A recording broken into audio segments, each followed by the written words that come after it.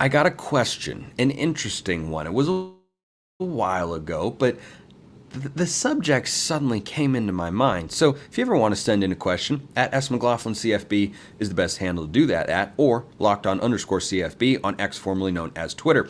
This question came in from Kyler. Question for the pod.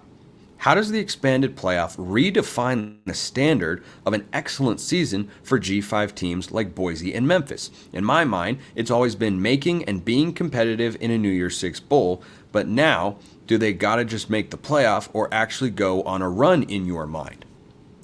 No, they do not need to go on a run to have a successful season.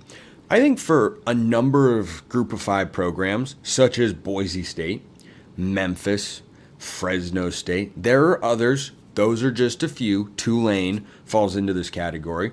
What you're looking for in the short term to define success is how do you position yourself to try and be incorporated in whatever massive round of realignment feels like it is on the way come 2030 and beyond. All these big mega media rights deals that have been signed, Florida State's going to try to get out of theirs, of course, in the ACC. We'll see what moves follow and who follows them and where they are following them to.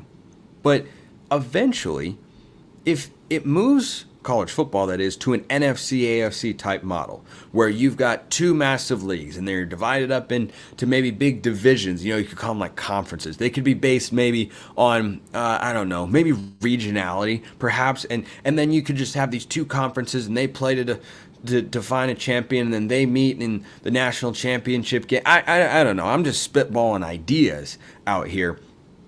Or maybe you want to have like a playoff of some sort and pick the best teams from each conference. You could get like a group of people together, call it a committee perhaps, and they could decide based on resume and eye test and strength of schedule, who the best and most deserving teams are. And you put the top 4 or 6 or 8 in there or whatever. I don't know. It's just an idea, right?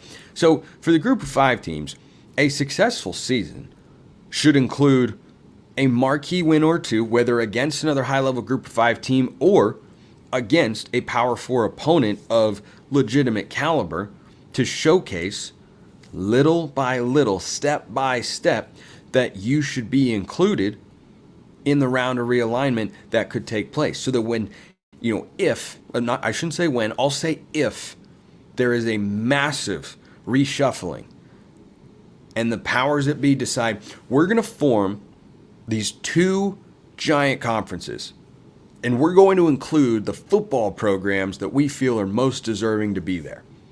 What do you think is the first thing that such decision makers are going to decide? Well, who's good enough to incorporate into all of this? Who do we know has invested, has made the right hires, has got good support, gets decent television numbers, can compete with some of the good teams in these power leagues and such? That's where they're going to look first. And so on an individual season basis, the Group of 5 team standard for success is making the playoff.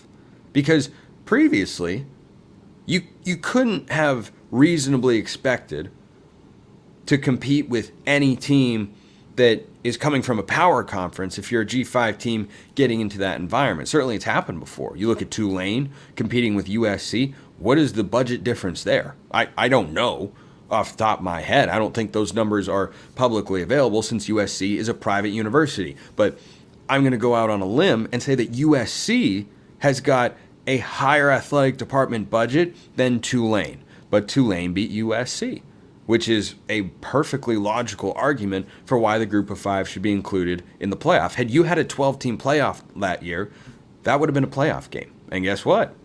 Tulane would have advanced. Would they have won their next game? I don't know. Depends on who it was against. But I think that for these Group of 5 schools, making the playoff is the ultimate marker of success. And the team that racks up the most playoff appearances, you can almost rest assured that if there is a humongous reshuffling to try and incorporate as many quality teams and programs as possible, if you're in the top 2 or 3, or maybe even 4 amongst the Group of 5 teams for playoff appearances, yet I have a hard time seeing you get left out there. Now, I have a hard time seeing Oregon State and Washington State getting left behind in realignment, and yet here we are. The Beavs and Cougs are making their own conference. And look, that could be yet another advantage to rebuilding the Pac-12 with some of the best out of the American and some of the best out of the Mountain West.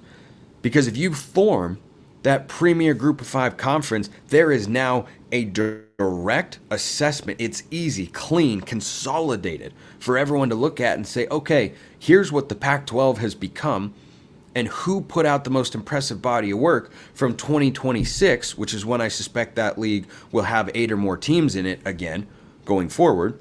Between 2026 and kind of the early 2030s, when the media deals come up for renegotiation and we can say, all right, we're going to, structure the sport in a whole new different vision with a different landscape and different ideals and ideas, who are we going to look at? The team that performed the best or the teams that have performed the best. Now, is that dependent upon how generous certain universities or power brokers in the sport are feeling? Yep, absolutely. Not going to argue with you there, because if the Big Ten and the SEC decide we're going to have a breakaway and we're not going to include any of the Group of 5 teams because, not worth it, and we don't want to subsidize them, or we don't want to, have to give them an equal share or anything of the sort. We don't want to let them at the table because, well, we just feel like it should be our sport and we should just be able to go off and be better and all this, yada, yada, yada. So maybe that happens. But I think those are the two ways to define success if you're at the Group of 5. How do you show the rest of the country that you belong? How do you show the rest of the country and the entire world, for that matter, though college football is not the most global of sports, it's not the least global sport. Okay, it might be up there. But, well, college basketball. But I digress. How do you show everybody that if there is a massive restructure, they can't leave you out? They want to have you there because of something you provide. How do you stand out? How do you make yourself identifiable? How do you make yourself a good television product? How do you make yourself competitive? These are all questions that high-level Group of 5 teams have to figure out. That includes teams like Boise State, Fresno State, San Diego State, Memphis, Tulane.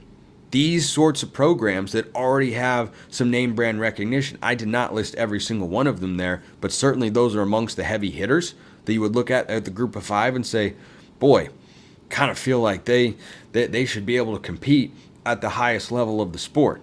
You got to be able to showcase that. And playoff appearances are a great way to do it. They're a great way to do it. Winning a playoff game every now and then is an even better way to do it. Because if you can do it with less resources, fewer resources is the correct grammatical term there, what can you do with more resources or closer to equal resources? That's the question you want to put in everybody's mind. You've got to hire Leonardo DiCaprio in Inception and find a way to plant that idea and let it grow and let it fester. That is what success looks like at the Group of 5 going forward. Position yourselves to be involved in the next massive round of realignment. And there may be a couple rounds before then. Appreciate everyone listening. I will see you next time. And until then, hope you have a wonderful rest of your day.